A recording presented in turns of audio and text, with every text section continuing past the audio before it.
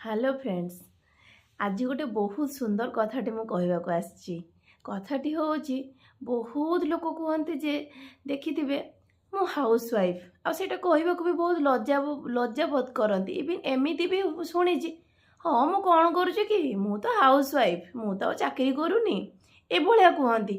एकदम ही ना। आपण निजको केबे छोट भावतुनी। आपण बहुत बड़ काम करुछन जने हाउस वाइफ है से हाउस वाइफ जो मैंने भाविक निजको भावुन जे आम कि लाइफ रे से कहूँ बधू निरुपमा पढ़ा निहाती दरकार। कहीं ये कवि विभूति पट्टनायक बहुत सुंदर गोटे कथा कही सेटा आपण मानक शुणाऊँगी। सन्यासी होई गहन अरण्य तपस्या करने सहज किंतु विवाह करी घर संसार करने आदौ सरल कथा नुह। सन्यासीर साधना व्यक्तिगत त्याग निष्ठा उपरे निर्भर करे किंतु विवाहित व्यक्तिर घर संसार सफलता निर्भर करे सारा परिवार आउ समाज प्रति तार कर्तव्य पालन रे।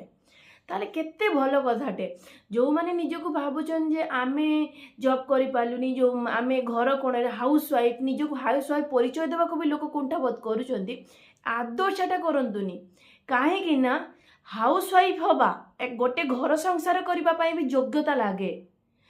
केवल पढ़ाशुना करके जॉब करने नुह यही संसार करवाटा भी बहुत बड़ गोटे योग्यतार परिचय। तेणुक सब बेले निजको पॉजिटिव रखंतु निजको केबे छोट भावंतुनी। जय जगन्नाथ। यही कथाटी जदि आपण मानक भल लगी था please like subscribe and share my channel. Thank you.